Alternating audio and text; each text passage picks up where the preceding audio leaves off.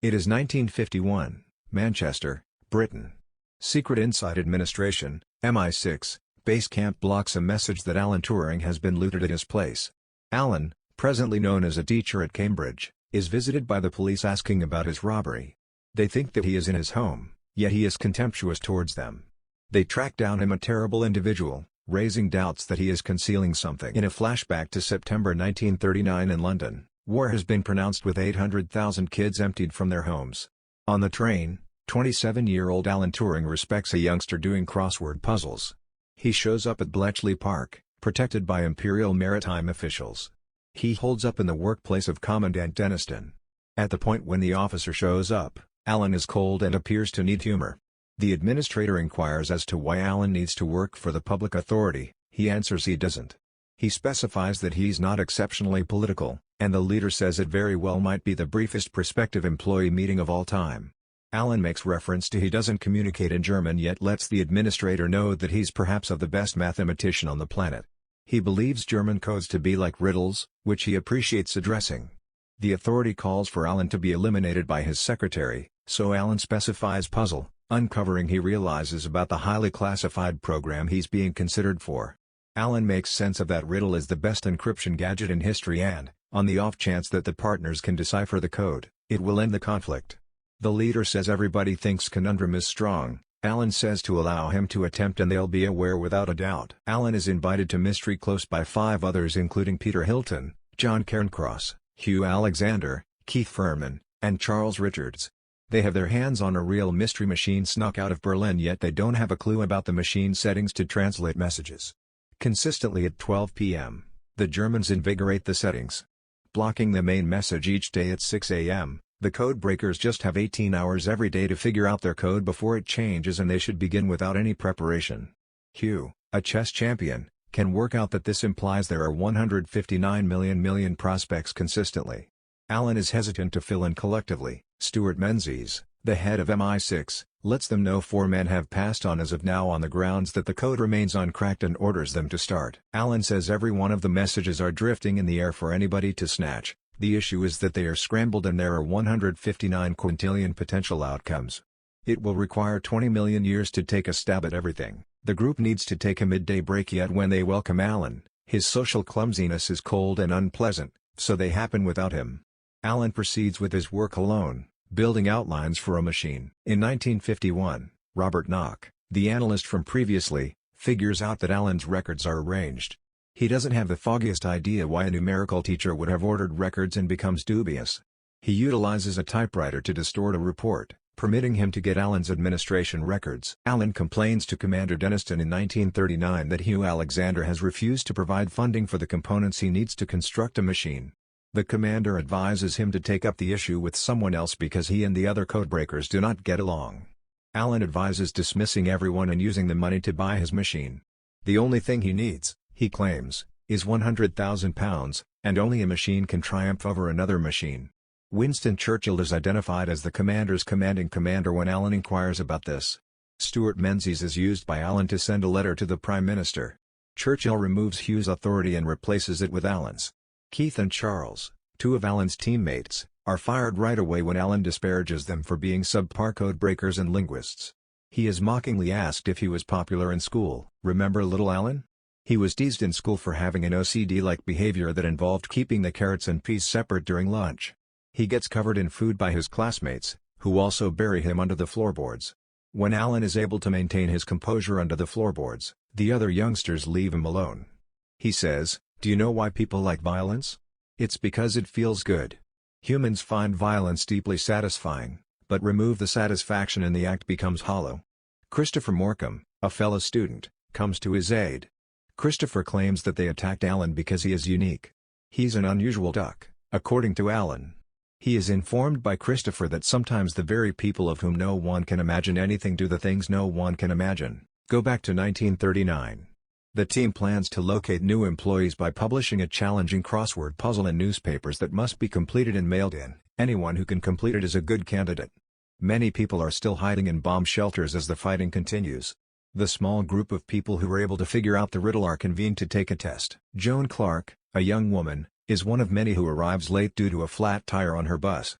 She informs them that she has finished the crossword problem, but they are still dubious and believe she is in the wrong place. She is commanded to sit down by Alan. He gives the group 6 minutes to complete a puzzle that took Alan 8 minutes to complete on his own. Joan solves it in 5.5 minutes, surprising everyone. In his younger years, Alan made a friendship with Christopher, who gave him a book on codes and ciphers. The awkward Alan likens cryptic messaging to people's speech, saying one thing while concealing their genuine intentions, which he is unable to discern. Bletchley Park is presently in 1940, a few months later. In a covert shack, the supercomputer is being connected. When Joan doesn't arrive, Alan becomes worried. He visits her house and makes an effort to persuade her parents that she is essential to the radio plant, which is really only a front for their genuine intentions. Although her parents are listening in, Joan enters the house and has a private conversation with Alan. Joan adds that her parents believe it is impolite for her to live and work with men. Alan loudly advises she work with women in the secretarial department, even though she won't actually be doing this. This must have convinced Joan because she packs up and goes with Alan.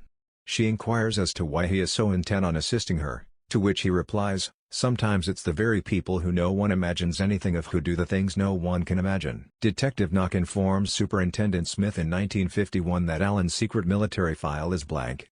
His military records are not secret. They have been destroyed and burned. They think he's a Soviet snitch. Joan shows up at Bletchley Park in 1940 pretending to be a secretary. Alan describes how the British were actually starving to death in his narration. Every week, the Germans would send 100,000 tons of food to the ocean's bottom while the Americans sent it to them. Since the code is reset at midnight, a bell rings every night at midnight to remind them that their efforts from the day have been in vain. Hugh, who is impatient, visits Alan while fiddling with his gadget, Christopher, which is referred to as Christopher throughout the movie in honor of Alan's childhood pal. Hugh, who is irate, reaches for a tool to smash the machine, but the others stop him.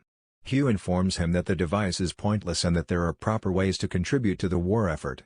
Peter, one of the others, says that although they have nothing to show for all of their labor because of the machine, his brother and cousins are truly engaged in combat.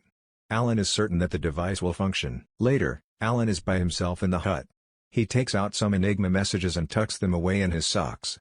The guards at the checkpoint are unable to spot them. He approaches Joan's house covertly and scales her window.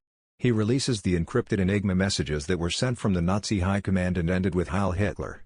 Alan and Joan discuss the idea of a digital computer and Christopher. The next day, Alan walks into the hut to find military police rummaging through his desk while the other codebreakers look on. Commander Deniston explains that they believe there is a spy in Bletchley Park. Alan is shown a telegraph intercepted on its way to Moscow and encrypted with a keyword by the commander. Alan is suspected because he is arrogant, has no friends or love interests, and is a loner. Commander Deniston says he won't have to terminate him because he can hang him for treason if detected. Joan welcomes Alan, who is working on Christopher, and attempts to cheer him up by taking him to a beer hut. Hugh, John, and Peter enter the hut, and Joan greets them warmly. In private, she informs Alan that she is a woman in a man's career and does not have the luxury of being an ass. She claims that it doesn't matter how brilliant he is, Enigma is smarter, and Alan requires all the assistance he can get, but his team will not assist him if they don't like him. He delivers apples the next time he visits them at their workshop, per Joan's request, to give them something. He then attempts to crack a joke. Christopher is caught passing a note to Alan in a flashback from his school days. The teacher makes fun of them because the note is in gibberish. They don't realize it's encrypted. Alan recovers it from the garbage and subsequently breaks the code, saying, "See you in 2 long weeks, dearest friend." The school is on vacation. In 1941, at Bletchley Park, Joan and Alan bond over the codes. Hugh Alexander draws near, let Alan know that assuming they run the wires on Christopher slantingly, they'll kill rotor positions multiple times quicker. Alan can use this thought. The machine is turned on, it is the absolute first advanced PC, and it works. They stand by to check whether it can uncover the day's conundrum settings. We see film of the conflict. In Deniston's office, he is informed that the machine isn't creating any outcomes. He shocks Alan at the cottage, who blockades the entryway, attempting to keep him out. They force the entryway open and turn it off. Officer Deniston lets him know his machine doesn't work since it hasn't broken Puzzler. Deniston's partner from the workspace is annoyed about enjoying £100,000 with nothing to show for it. Alan attempts to protect his machine, however it has not unscrambled a solitary German message. The leader fires him, however is held back by Hugh, John, and Peter, who say that assuming he fires Alan, they should be terminated, as well. since they accept his machine can work. Hugh reminds the officer that they're the best cryptographic personalities in England and requests to be allowed 6 additional months. Authority Deniston awards another month or they're undeniably gone. At the brew hovel, Hugh lets Alan know that he broke the scrambled message "Ask and it will be given you, look for and ye will find." Matthew 7:7. He realizes that Alan isn't the government operative since he could never have involved a basic book of scriptures quote for his code. In 1951, investigator Knock and director Smith are let by a sergeant know that he has figured out that Alan is a poofter, English shop talk for gay. He has been gotten with a male trickster, who later ransacked his home. That was the snippet of data that he was stowing away from the police, not that he's a covert operative. The criminal investigator is certain Alan is concealing something different, so he requests him to be captured so he can grill him. In 1941, Joan gets back home to find Alan there, utilizing her level to attempt to address numerical conditions so Christopher can go through additional settings each 18-hour block. She intrudes on Alan to let him know that she needs to get back. Her folks are discontent with her being a quarter-century old and unmarried. He proposes she get hitched. She thinks he is proposing Hugh or Peter, obviously he implies himself. He proposes with a piece of electrical wire, moved into a ring. A commitment party is tossed at the Logger cottage. While Joan hits the dance floor with Hugh, John Cairncross converses with a dreary Alan who concedes he is a gay. John is thoughtful and lets Alan know that he previously thought that for quite a while. John proposes that Alan stay quiet about it since homosexuality is unlawful and, in addition, Deniston is searching for any reason to take care of Alan. Back at school, everybody gets back from occasion. A youthful Alan scrambles the message "I love you" and gets ready to give it to Christopher, yet he won't ever appear. We see additional stock film from the Second Great War. In voiceover, that's what Alan says, consistently. They decoded messages and the still up in the air by the bombings and battling yet by a group of 6 crossword devotees in a little town in Britain. We see everybody celebrating on VE Day, May 8, 1945. Menzies lets the gathering know that before they can get back to their lives at college, they need to consume all proof that they broke mystery since it could be utilized again in ongoing conflicts. They additionally need to imagine they have never met each other. In 1951, the cross-examination of Alan by analyst Knock proceeds. Alan lets him know he has recounted to him his story, and presently the investigator needs to play the impersonation game and reply in the event that he's a machine or an individual. "Am I a conflict legend?" he inquires. "Am I a lawbreaker?" Criminal investigator Knock tells Alan he can't pass judgment on him. Alan lets him know he's no assistance to him by any means, since he doesn't have the foggiest idea how to pass judgment on himself. Thanks for joining us for this cinematic journey. If you enjoyed these movie clips and recaps, don't forget to hit that like button, subscribe for more exciting content, and turn on notifications so you never miss a recap.